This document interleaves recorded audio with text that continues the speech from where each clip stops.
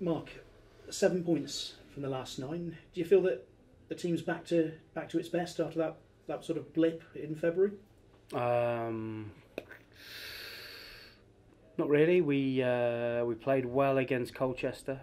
Didn't play very well against Carlisle. Bad conditions.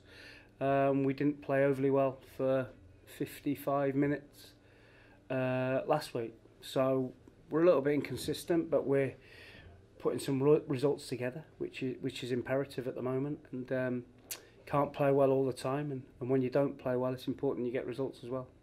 And I suppose the important thing is that the team is capable of finding a way to grind out the results or get a result somehow, isn't it?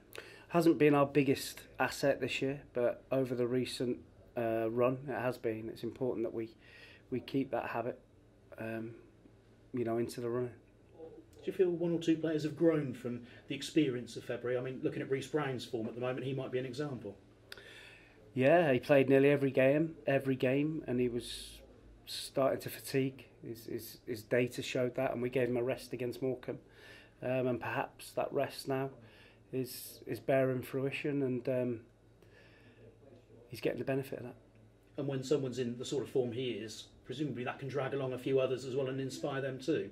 It has to. I think if the player next to you is playing well and doing what he's doing, then it raises your standards, and we need a few more. How do you view Saturday's game against MK Dons? Obviously, they're third in the table, so they're still looking at automatic. Is there more pressure on them, maybe? No, not really. I think they'll come and have a good go. They've got some really good players, fantastic squad of players. They've got a really experienced manager who knows the league, and he's got to the playoff final in the last 2 years, I believe, at this level. So he knows what it takes, and I'm sure that they'll come here fancying their chances, and with the players they've got, rightly so. But 11v11, we're going to have a right go at it. And if teams come here looking for the win, I suppose that gives more of an opportunity for a game which might suit Forest Green as well. Yeah, but obviously we have a problem with the pitch. It's not. Everyone knows we've had to adapt the way we play at home, and. But I'm sure MK Dons will come and get after us and try and force mistakes high up the pitch, around our penalty area, and try and catch us like that. You drew 1-1 at their place back in September. How much was that a result which sort of laid down a marker for the season? Because you were both unbeaten at that stage, and to come out of that honours even, that sort of said kind of what Forest Green were looking at this season. I think anyone who's at the game would say we played really well that day, and probably deserved to win the game. But we gave a good account of ourselves against a good team. One individual mistake cost us the points. But yeah, it did set a marker down against one of the favourites, and we play well. If we play as well as we did that day on Saturday, then we'll have a chance. And I suppose this is a case of wherever you are at the moment, you can only affect what happens in the future. You can't affect what happens in the past, can you? You'd have settled for this if I'd have offered you this back in the start of August, wouldn't you? I'm sure. Of course, it's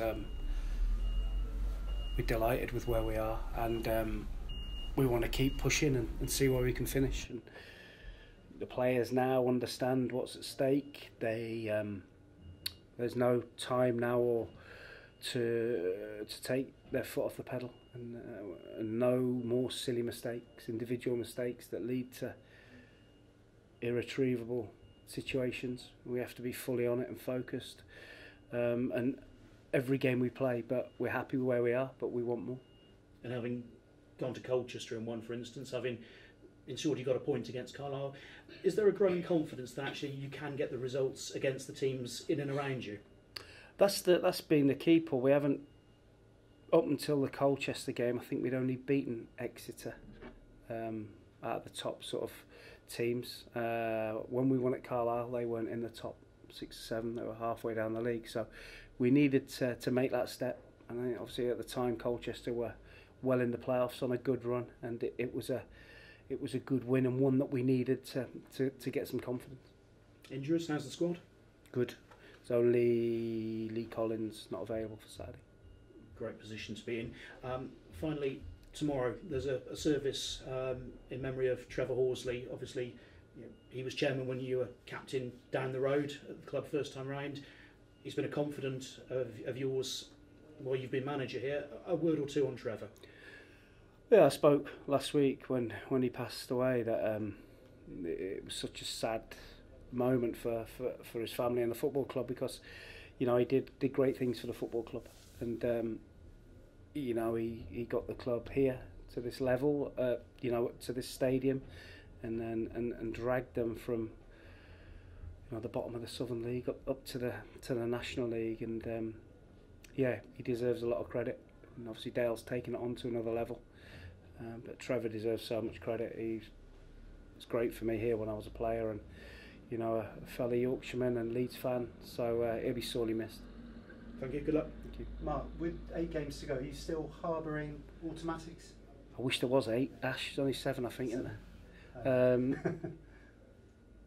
You never give up on that, and we shouldn't give up on that. We should aim to win every game, and if we do, we have a real chance of doing that. But it's a tough ask, but we're going to go for it. If not, 10 games to go. 10 games, why not? Take a Wembley. Let's have another day out at Wembley, why not? Yeah. MK Dons have got a lot of threats. How do you sort of negate Agard and Ike?